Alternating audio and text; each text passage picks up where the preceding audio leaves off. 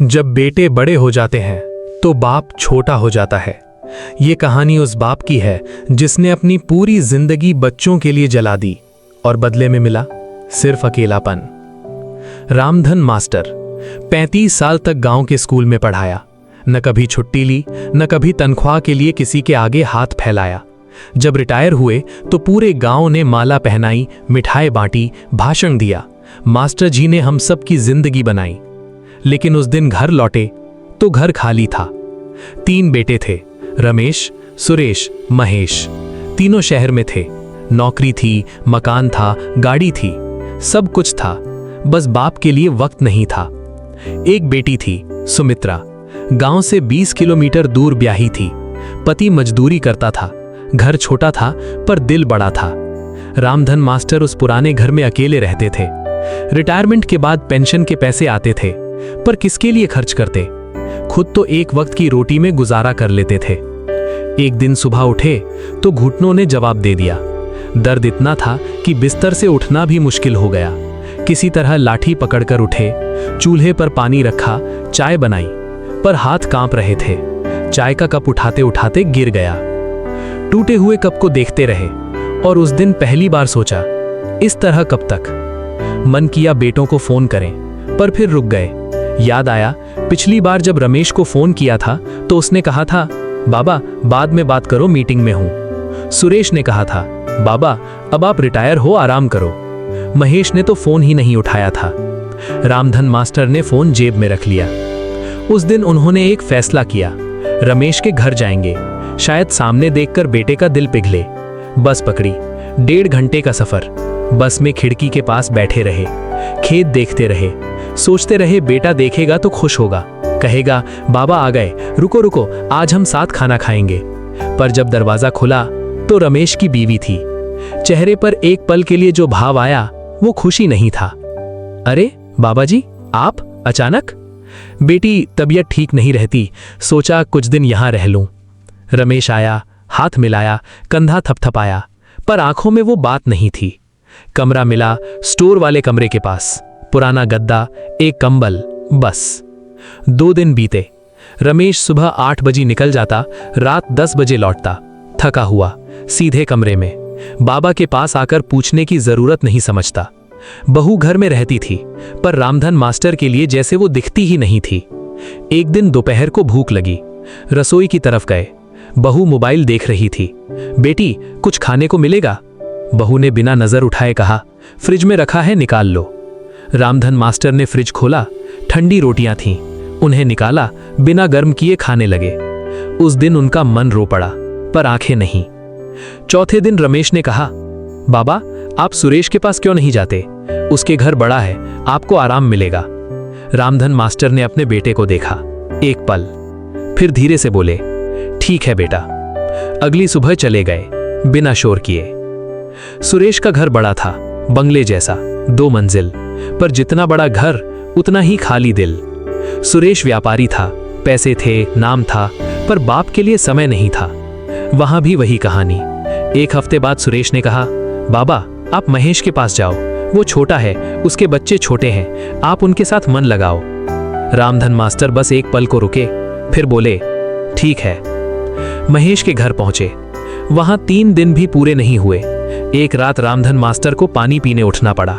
रास्ते में बेटा बहू की आवाजें आईं, ये तो अब हम पर बोझ बन जाएंगे, तुम उन्हें सुमित्रा के पास भेज दो, वो तो वैसे भी घर में बैठती है। रामधन मास्टर वहीं दीवार से टिक गए, आंखें बंद कर ली, और पहली बार उनके मुंह से निकला, हे राम। सुबह उठे, किसी को कुछ नहीं कहा। अपना झोला उठाया जिसमें 2 कपड़े थे, एक पुरानी डायरी और एक तस्वीर उनकी पत्नी की जो 20 साल पहले चली गई थी। बस स्टैंड पहुंचे। अब सुमित्रा के पास जाना था, वो बेटी जिसे उन्होंने सबसे कम दे पाया था। रास्ते में बस की खिड़की से बाहर देखते रहे। मन में कोई उम्मीद नहीं थी, बस एक थकान थी, जिस्म की भी और रूह की भी। सुमित्रा का घर, मिट्टी की दीवारें, टीन की छत, आंगन में तुलसी का पौधा। रामधन मास्टर ने दरवाजे पर दस्तक दी। अंदर से दौड़ने की आवाज आई। दरवाजा खुला, सुमित्रा। एक पल के लिए वो जमी रही, फिर बाबा, और वो सीधे बाप के गले से लिपट गई। जोर से, इतनी जोर से कि रामधन मास्टर का झोला उनके हाथ से छूट गया। बाबा आप ठीक हो? कब आए? कुछ खाया? इतना कमजोर कैसे हो गए? सवाल पर सवाल। रामधन मास्टर की आंखें भर आईं, पर मुस्कुरा दिए। ठीक हूं बेटी।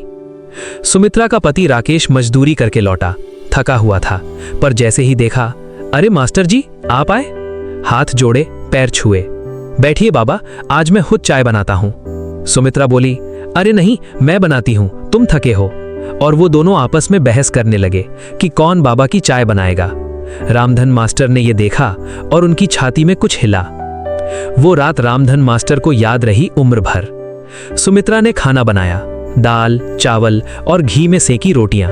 थाली परोसते हुए बोली, बाबा आपको चावल ज्यादा पसंद है ना? याद है मुझे। रामधन मास्टर ने थाली देखी। कितने साल बाद किसी ने उनसे पूछा था क्या पसंद है। दिन बीतने लगे। सुमित्रा के घर में गरीबी थी, पर गरीबी से ज्यादा अपनापन था। सुबह उठते तो सुमित्रा उनके पांव दबाती। राकेश काम पर जाने से पहले पूछता, बाबा आज क्या चाहिए? बाजार जाऊंगा तो ले आऊंगा। उनका छोटा बेटा 7 साल का रोहन दादाजी का दीवाना था। हर वक्त पास बैठा रहता। दादाजी आप स्कूल में पढ़ाते थे? हाँ बेटा, तो मुझे भी पढ़ाओ ना। और रामधन मास्टर जिंदगी में पहली बार रिटायरमेंट के बाद फिर से मास्टर बन गए। एक दिन सुमित्रा को बुखार आ गया। रामधन मास्टर खुद उठे, चाय बनाई, दवाई लेकर आए। सुमित्रा ने मना किया, बाबा आप क्यों उठे? बेटी मां नहीं है तुम्हारी, मैं हूं ना। सुमित्रा की आंखें भर आईं। कई महीने बीत गए। रामधन मास्टर का शरीर अब जवाब देने लगा था। सांसें धीमी होती जा रही थीं। एक शाम वो आंगन में बैठे थे। सूरज ढल रहा था। सुमित्रा पास आकर बैठ गई। बाबा? हाँ बेटी। आप खुश होना यहां? रामधन मास्टर ने अपनी बेटी को देखा। उसके चेहरे पर थकान थी, मेहनत की, फिक्र की, पर आंखों में प्यार था। जितना यहां हूं बेटी, उतना पूरी जिंदगी में नहीं था। एक रात रामधन मास्टर ने सुमित्रा और राकेश को पास बुलाया। आवाज धीमी थी, बेटी मुझे लग रहा है अब ज्यादा वक्त नहीं है। बाबा ऐसा मत कहो। सुमित्रा की आवाज कांपी। सच कह रहा हूं बेटी, पर जाने से पहले एक बात करनी है। राकेश और सुमित्रा पास बैठ गए। जब मैं पहली बार रमेश के घर गया था, उसी दिन मुझे समझ आ गया था कि मेरे बेटे क्या हैं। मैं जानबूझकर तीनों के घर गया, देखना था कौन सच में मेरा है। सुमित्रा ने हाथ पकड़ा। बाबा, बेटी मेरी पेंशन के पैसे, 35 साल की कमाई मैंने कभी खर्च नहीं की, बस रखता रहा। सोचा था बेटों के लिए छोड़ जाऊंगा, पर वो रुके। जो माँ की इज्जत नहीं कर सकता, उसे दौलत देना, उसे और बिगाड़ना है। राकेश और सुमित्रा चुप थे। हमारे पुराने घर में पिछवाड़े नीम के पेड़ के नीचे एक लोहे का बक्सा है। उसमें पासबुक है, कागजात हैं और थोड़े पुराने गहने हैं तुम्हारी माँ के। वो सब तुम्हारा है। सुमित्रा के मुंह से बस इतना निकला, बाबा हमें कुछ नहीं चाहिए। मुझे पता है बेटी, इसीलिए दे रहा हूं। और रामधन मास्टर मुस्कुरा दिए। उस रात रामधन मास्टर चले गए। चेहरे पर सुकून था, होठों पर हल्की सी मुस्कान, जैसे जिंदगी ने आखिरकार उनसे कह दिया हो, मास्टर जी परीक्षा खत्म हुई, नतीजा आ गया। अगले दिन राकेश और सुमित्रा पुराने घर गए। नीम के पेड़ के नीचे खोदा, बक्सा मिला, खोला। अंदर पासबुक थी जिसमें इतने पैसे थे कि उनकी जिंदगी बदल सकती थी। माँ के सोने के कड़े, चांदी की पाजेबें और एक चिट्ठी। राकेश ने चिट्ठी खोली। सुमित्रा, तेरी माँ कहती थी, दौलत वो नहीं जो तिजोरी में हो, दौलत वो है जो दिल में हो। तूने साबित किया कि वो सही थी। ये पैसा खर्च करना, पर एक काम जरूर करना, रोहन को अच्छा पढ़ाना। मास्टर का पोता है, मास्टर से कम नहीं होना चाहिए। तेरा बाबा। राकेश के हाथ कांप रहे थे। सुमित्रा की आंखों से आंसू बह रहे थे।